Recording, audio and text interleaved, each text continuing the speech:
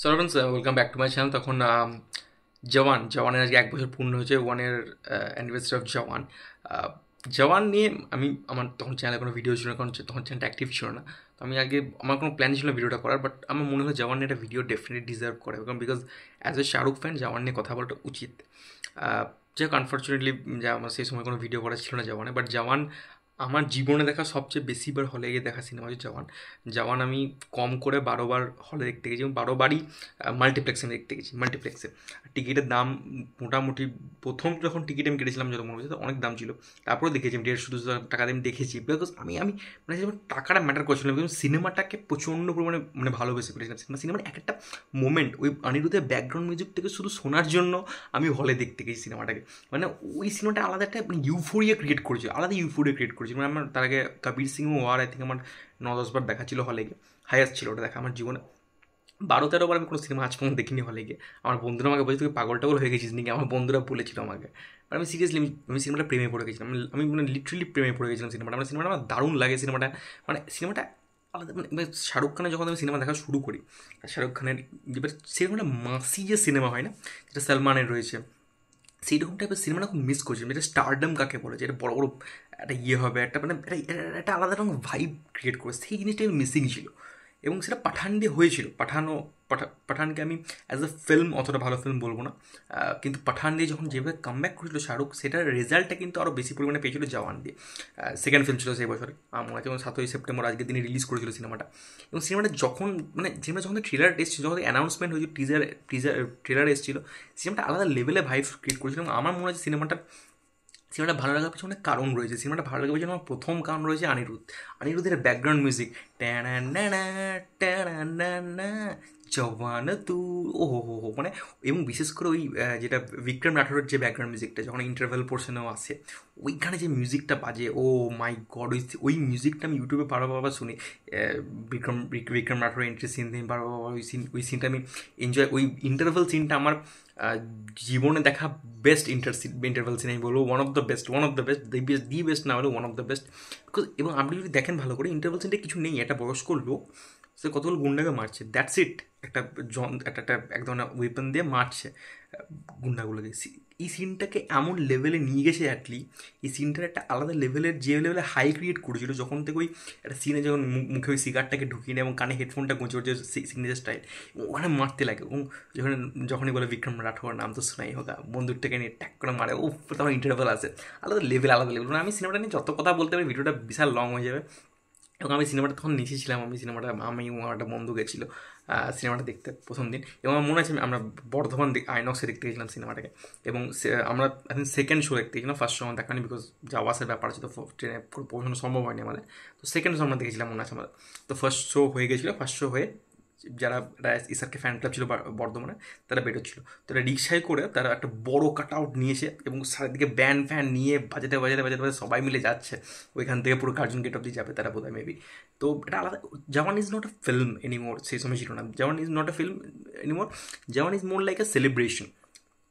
ওটা আলাদা সেলিব্রেশন হয়েছিল, উৎসব হইলো জামান। মানে জামান এমন লেভেলের একটা হাইপ ক্রিয়েট করে দিয়েছিল, এবং জামান এই লেভেলের একটা শাহরুখ খানকে মানে কি বলবো, একটা কোন জায়গায় নিয়ে গেছে। মানে যারা, এবং অনেকে বলতে পারে যে ফালতু সিনেমা, কোনো লজিক ফজিক নেই। ভাই লজিক নেই সিনেমাটার মধ্যে, সত্যিকার অ্যাটলিস্ট সিনেমাতে আপনি কী লজিক পাবেন? হ্যাঁ, কি মার্শালের বাবা ছেলে ইয়ে সব একই টাইপের দেখতে, ওগুলো কোনো লজিক আছে? বিগিলে একই টাইপের দেখতে, ওগুলো সম্ভব থেরি, কোনো লজিক কোথাও নেই। অ্যাটলিস্ট সিনেমাতে লজিক খুঁজতে যাওয়া মানে নিজের নিজের মূর্খামি ওটায়। কোনো অ্যাটলি কখনো বলে বসেনি আপনি লজিক পাবেন, আপনাকে ম্যাজিকটা খুঁজতে হবে। রোহিত শেট্টির সিনেমায় কি আপনি লজিক খুঁজতে যান না তো, ম্যাজিক খুঁজতে হবে। সিনেমাটা মোমেন্টসগুলো এনজয় করতে হবে। আপনি ইন্টারভেল সিনটা যতবার দেখবেন আপনি বোর হবেন না। আমি মানে যেমন নেটফ্লিক্সে আসার পরও অনেকবার দেখেছি সিনেমাটাকে, মানে হলে তো দেখেইছি 13 বার, তারপর নেটফ্লিক্স আসার পর অনেকবার দেখেছি। মানে সিনেমাটা অনেক বড় সিনেমা, তার সত্ত্বেও 1 সেকেন্ডও আপনি বোর হবেন না, 1 সেকেন্ডও বোর হবেন না। অ্যাটলিস্ট যেভাবে সিনগুলো ডিজাইন, ওই যে একটা একটা ওই টাকার যে ইয়েটাকে চুরি করার যে সিনটা থাকে, ও আর ওর শাহরুখ এবং তার গার্লস গ্যাংটা নিয়ে যে চুরিটা করে, ওখানে বিক্রম রাঠোর যেভাবে ওকে বাঁচাতে আসে মেয়েটিকে, কোনো আলাদা লেভেলের ওই মিউজিকটা শুনবেন তো আপনি। মিউজিকটা অনিরুদ্ধের ব্যাকগ্রাউন্ড মিউজিক সিনেমাটা আলাদা লেভেলে নিয়ে গেছিল, আলাদা লেভেলে। মানে ওই যে ব্যাকগ্রাউন্ড মিউজিকটা ডিজাইন করেছিল Anirudh, oh my god, I am a king Khan, ওই যেটা করেছিল রানী কুমারীকে দিয়ে, যেটা করেছিল ডিজাইন করেছিল, আলাদা লেভেলে। মানে এবং অ্যাটলি যে কী লেভেলের ডিরেক্টর, সেটা প্রমাণ করে দিয়েছে। মানে কী সিনেমাটা, কী মানে সিনেমাটা গল্পটা কিন্তু বিশাল আহামরি কিছু নয় কিন্তু, ঠিক আছে, যেটা ওর প্রত্যেকটা বেশিরভাগ সিনেমা থেকে ভিজিল্যান্টি হিরো যে শঙ্করের থেকে ইন্সপায়ার হয়ে নেওয়া, সেটাই কিন্তু করেছে ও। কিন্তু যে সিনেমাটা প্রেজেন্টেশন কী ভালো প্রেজেন্টেশন। এবং যারা বলবো শাহরুখ খান অ্যাক্টিং পারে না, যারা বলে, তারা ওই যে ভোট নিয়ে যে ডায়লগ মনোলগটা আছে ওর, সেটা এবার শুনে নেবেন, সেটা এবার শুনে নেবেন ওই মনোলগটা। এবং ওটা এত ইম্প্যাক্ট ক্রিয়েট করেছিল লোকেদের মনে, লোকেরা আমি দেখছি ফেসবুকে সবাই পোস্ট করছে সিনেমায় ওই সিনটাকে নিয়ে। এবং আমি সিনেমাটা রিভিউ ঠিক মানে করতে চাই, আমি সিনেমাটা কিছু কথা বলতে এসেছি, আমি নেগেটিভ পজিটিভ পয়েন্ট কিছু বলতে চাই না। মানে সিনেমাটার কিছু কিছু মোমেন্টস এবং ক্লাইম্যাক্স সিন যখন বাবা ছিল দুজনে মিলে বিজয় সেতুপতি ক্যারেক্টারটাকে মারে, ওখানে দুজন মিলে উফ আলাদা লেভেল। এবং দীপিকা পাড়ুকোন একটা এক্সটেন্ডে ক্যামিও ছিল, বাট ক্যামিওটা এত সুন্দর, ক্যামিওটার মধ্যে আড়াআড়ি আরও যে গানটা, ওই গানটা সত্যি চোখে জল এনে দেবে আপনার, মানে যখন সিনেমাটার মধ্যে চলবে এত ভালো গানটা। এবং ওখানে যেভাবে জিনিসপত্রগুলো হয়, ফাঁসি দিতে হয়, তারপরে বাচ্চাটা মানুষ হয় কীভাবে, সব ওভারঅল দেখতে খুব ভালো লাগে সিনেমাটাকে। এবং সিনেমার গানগুলো কিন্তু প্রথম দিকে চলেনি, কারণ হচ্ছে যে গানগুলো চলে বলি আমি, বাকি যে গানটা ছিল আমার নাম মনে পড়ছে না এই মুহূর্তে, রামায়া অবস্থা ভাইয়া, কিন্তু পরেও গানগুলো কী লেভেলের ভিউজ পেয়েছে, গানগুলো কি এনজয় করছি লোকে। আর রামায়া বাস্তবের যে কত রিলস হয়েছে তার ঠিক নেই, মানে আমার তখন স্টেপগুলো পুরো মুখস্থ হয়ে যায়, আমি অত নাচ ভালো পারি না, বাট রামায়া বাস্তবের প্রত্যেকটা স্টেপ আমার মুখস্থ আছে। এবং বিশেষ করে লাস্টে যখন সিনেমাতে যেটা হয় কি, মানে রামায়া বাস্তবের যেটা ইউটিউবে যেটা রয়েছে প্রথমে ছেড়েছিল, সেটা তো শুধুমাত্র ছিল মানে গল্পটা রিভিল করার জন্য দেখায়নি, বাট সিনেমাতে যখন বিক্রম রাঠোর এবং ছেলে যখন পুরোপুরি নাচে, আজাদ যেটা নাচে দুজন মিলে একসাথে, ওখানে যে ওখানে অনিরুদ্ধ গিয়েছে এবং ওখানে যেভাবে ওইটা করে, উফ উফ আলাদা লেভেলে আমার ডাউন লেগেছিল। নয়নতারা পারফরমেন্সও খুব ভালো ছিল এবং দেখে টুইস্ট অ্যান্ড টার্নস হয়েছিল সুনীল গ্রোভারের ক্যারেক্টারটা। যে প্রথমবার যখন দেখছিলাম তখন ধরতে পারিনি যেভাবে সুনীল গ্রোভারের ক্যারেক্টার এরকম বেরোবে। তারপরে প্রথম ওই যে সিনটা যেখানে মেট্রো হাইজ্যাক করে নেয়, ওই সিনটা এত বড় সিন, ওখানে ইমোশনাল কিছু ইমোশনাল দৃশ্য দেখায়, অ্যাকশন সিকোয়েন্স রয়েছে, সব কিছু মিলিয়ে সিনটা। এবং ওখানে শাহরুখের এন্ট্রি ওই টাক মাথাতে, তখন আপনি গল্প বুঝতে পারছেন না বাবা না ছেলে, ছেলে না বাবা, কিচ্ছু বুঝতে পারছেন না। এবং সিনেমাটা যখন একটা টুইস্ট বেরোচ্ছে, একটা জিনিস আনফোল্ড হচ্ছে, তখন আপনার দেখতে মজা আসছে। সিনেমাটা কী দেখছি আমি, দারুণ দারুণ দারুণ। এবং ওই যে গার্ল গ্যাংয়ে যতজন পারফরমেন্স করেছিল, প্রিয়ামণি বলি, সানিয়া মালহোত্রা বলি, আরও যতজন রয়েছিল, প্রত্যেকে নিজের কাজ ভালো করেছিল। এবং আমি জওয়ান 2 আমি দেখার জন্য ডেফিনেটলি খুব এক্সাইটেড, যদি হয় জওয়ান 2 ডেফিনেটলি। এবং সঞ্জয় দত্তের একটা ক্যামিও ছিল, পরের দিকে দেখা যায় যে ওকে হেল্প করেছিল। তো বেশ ভালো ছিল। আমার এখনও মেমোরি খুব তাজা আছে আমার জওয়ানে, কারণ জওয়ান 1 বছর হয়েছে মনেই হচ্ছে না, কারণ জওয়ান আমি কতবার যে দেখেছি হলে, এবং প্রত্যেকটা হলে দেখেছি, মানে আমি প্রত্যেকটা হলে হাউসফুল ছিল। আমার মনে আছে আমি জওয়ান লাস্ট যখন দেখেছি তখন অনেক দিন পর দেখেছি আমি, তো সেই সময় তো ভিড় থাকার কথা নয়, তখন অনেক নতুন সিনেমা চলে এসেছিলো, বাট তখনও কিন্তু প্রায় 90% হাউসফুল সিনেমা হলে। এত ক্রেজ এবং আমি সিনেমাটা আমি গল্প জানি, সব জানি, তখন আমার দেখতে মজা লাগছে, ওই মোমেন্টসগুলো এত ভালো। যখন ফার্স্ট এন্ট্রি সিনটা হয় যে নর্থ ইস্টের গ্রামে, যেভাবে যখন এন্ট্রিটা হয় শাহরুখের, যখন ওই ব্যান্ডেজ পরে যখন খোলে ওইটা, ওইখানে আপনি মিউজিকটা শুনবেন, ওই অনিরুদ্ধের মিউজিক, যখন ওকে ঘোড়ায় পিঠে করে আহত অবস্থাকে নিয়ে যাওয়া হয় বিক্রম রাঠোরকে, ওইখান থেকে যেভাবে নিয়ে, ওখান থেকে যখন অ্যাকশন সিনটা হয়, ওখানে হু আমরা একটা সিনেমায় হেভি শাহরুখ যা পারফরমেন্স দিয়েছিল না জওয়ানে, আলাদা লেভেলে। বিশেষ করে আমি বলবো যেভাবে ওই বিক্রম রাঠোরের ক্যারেক্টারটা ডিজাইন করেছিল না, আলাদা লেভেলে একটা ডিজাইনিং হয়েছিল ওটা, মানে কী সোয়াগ লোকটার, কী সোয়াগ বিক্রম রাঠোর।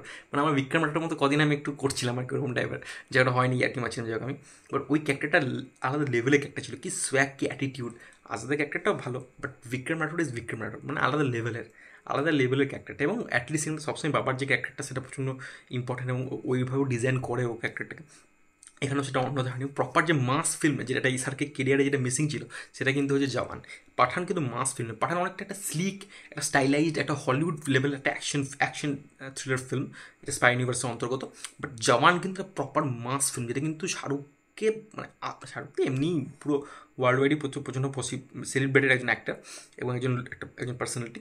বাট এই সিনেমাটার পর থেকে না, যখন ওই শাহরুখের যদি খারাপ ফেসটা পর যদি এসেছিলো, পাঠানের সাকসেস পরে এসেছিল ডেফিনেটলি, বাট এই সিনেমাটা আরও বেশি রিচ পেয়ে গেছিলো। মানে সিনেমাটা সব ধরনের অডিয়েন্স, একটা রিক্সাওয়ালা থেকে একটা বড় লোক বাড়ি, সবাই কিন্তু সেম ওয়েতে এনজয় করেছে সিনেমাটা। তো সিনেমাটা প্রত্যেকটা সিন এবং সিনেমাটাকে যেভাবে ডিজাইন করেছে, সিনেমাটা যে পরিমাণে খরচা করা সিনেমাটার পিছনে, এবং যেভাবে সিনেমাটা গল্প এবং সিনেমাটা যেটা মেসেজিংটা দেওয়ার চেষ্টা করা হয়েছে, যে ওই যে অস্ত্র, ওয়েপন ডিলার যেটা ছিল বিজয় সেতুপতি ক্যারেক্টারটা, ওখান থেকে যে মেসেজটা দেওয়ার চেষ্টা করেছে আর্মিদের, ওখানে ইমোশন পোর্শনটা কত স্ট্রং সিনেমার, যে ওই ইমোশন পোর্শনটা মা ছেলের বন্ডিং, বাবা ছেলের বন্ডিং, সেই জিনিসটা কত স্ট্রংভাবে দেখানো হয়েছে। এবং তাছাড়া সেটা মেসেজটাও দিয়েছে, মেসেজটা কিন্তু কোনো জায়গায় প্রিচই মনে হয় না, খুব সুন্দর যায়। এবং background music, acting, performances, action sequences, overall মিলে সিনেমাটা আলাদা লেভেল। এবং খুব ভালো লেগেছিল আমার। এখনও মনে হচ্ছে ওই সিনটা যেখানে ওই ওই যখন নয়নতারা ওই চপারে করে আসে ওখানে ওই যে হালকা মাস্কটা পরে শাহরুখের সাথে ওটা 5 সেকেন্ডসটা হয় ডেফিনেটলি অপরিচিত থেকে ওটা ইন্সপায়ার হয়ে ওটা করেছিল। আর ওইখানে যখন ওই যে ব্লাস্টটা করে ওখানে যে মিউজিকটা বাজে অনিরুদ্ধের উফ, অনিরুদ্ধের মিউজিকটা কী বানিয়েছিল, অনিরুদ্ধের বেস্ট বিজিএম আমার লাগে জওয়ানের বিজিএমটা, আমার সব বিজিএম এক জায়গায় আর জওয়ানের বিজিএম আলাদা জায়গায়। জওয়ানের বিজিএমটা মানে জাস্ট কিক অ্যাস একটা বিজিএম, কিক অ্যাস বিজিএম, মানে কী বিজিএম বানিয়েছিল অনিরুদ্ধ, মানে প্রত্যেকটা সিনেমায় বিজিএমটা শুনছি আর মানে আমার মানে গুজ বাম দিচ্ছে আমাকে, মানে আমার মার মানে এটা যে হয় না, এটা মানে মনে হবে যে আপনি মনে ওটা ইনভেস্টেড হয়ে গেছেন, মানে কিছু বলার নেই। এবং লোকে কি চিৎকার করছে মাল্টিপ্লেক্সে ভোর ভোর 5টার শো হাউসফুল, যে কতগুলো শো দিয়েছিল আমার মনে আছে এখনো পর্যন্ত, কলকাতা সাইডে তো 5টার শো হাউসফুল দিচ্ছে, লোকে দেখেই চলেছে সিনেমাটাকে, মানে এত এত সিনেমাটা মজার। এই ধরনের এন্টারটেনিং সিনেমা হওয়া খুব দরকার, সেটা বলিউডে বলি আমাদের বাংলাতেও বলি। এই যাই হোক সাউথ ইন্ডিয়ান ডিরেক্টরদের বিশেষ করে সেন্সিবিলিটিস থাকে এই ধরনের, তার মধ্যে কিছু কিছু কিছু ডিরেক্টর অ্যাটলি আমার মনে হয় মানে পুরো 100% সাকসেস রেসিও আছে আই থিঙ্ক অ্যাটলি, কোনো সিনেমা ফ্লপ নেই ওর, সেটা রাজা রানী থেকে শুরু করে বলি আমি, মার্শাল, থেরি, বিগল, জওয়ান, প্রত্যেকটা সিনেমা 100% ট্র্যাক রেকর্ড, খুব ভালো জিনিস। এবার শুনছি সালমান খান যে সিনেমা বানাবে, ভালো বানাক সেটাও ভালো, বাট জওয়ান টু একটা ডেফিনেটলি চাই, জওয়ান টু আলাদা লেভেলের হবে আমার বিশ্বাস। কারণ জওয়ান যেভাবে শেষ হয়েছে আমি বিক্রম রাঠোরের ক্যারেক্টারটাকে আরও দেখতে চাই, মানে ক্যারেক্টারটা কি মানে কি ডিজাইন করেছিল অ্যাটলি ক্যারেক্টারটা ইন্টারভেলে হয়, অনেক পরে হয়, বাট তা সত্ত্বেও যখন সেকেন্ড হাফ পর্যন্ত সিনেমাটা কী লেভেলে নিয়ে গেছে আমার কিছু বলার নেই, মানে আমি অনেক জায়গায় কী লেভেলটা বলেছি অনেক জায়গায় জানি ভিডিওতে, বাট আমার বলা ভাষা নেই, মানে সিনেমাটা নিয়ে আমি অনেক কিছু বলতে পারি, সিনেমাটা খুব ভালো লেগেছিল আমার, প্রচণ্ড খুব মনে কাছে সিনেমা যেমন আমার, হলে এতবার সিনেমাটা আমি নিজের টাকার পয়সা খরচা করে এতবার কেউ পাগলের মতো তো সিনেমা দেখতে যায় না।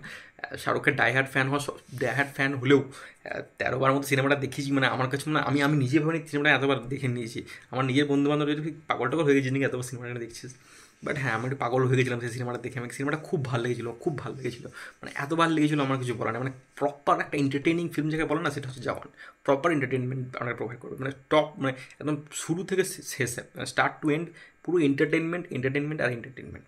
এর জন্য ওভারঅল জওয়ানের 1 বছর পূর্তি নিয়ে একটা ভিডিও ছোটোখাটো, তোমাদের ভিডিওটা কেমন লাগে ডেফিনেটলি কমেন্ট করে জানিও, আর ভিডিওটা ভালো লাগলে তোমাদের ডেফিনেটলি চ্যানেলটা সাবস্ক্রাইব করে দিও। আর তোমরা যখন জওয়ান দেখেছিলে তখন তোমাদের কী এক্সপিরিয়েন্স ডেফিনেটলি শেয়ার করতে পারো কমেন্টে, আর আমার সাথে যুক্ত চাইলে ডিসক্রিপশনে ইনস্টাগ্রাম লিঙ্ক দিয়ে যুক্ত পারো। Take care, good by.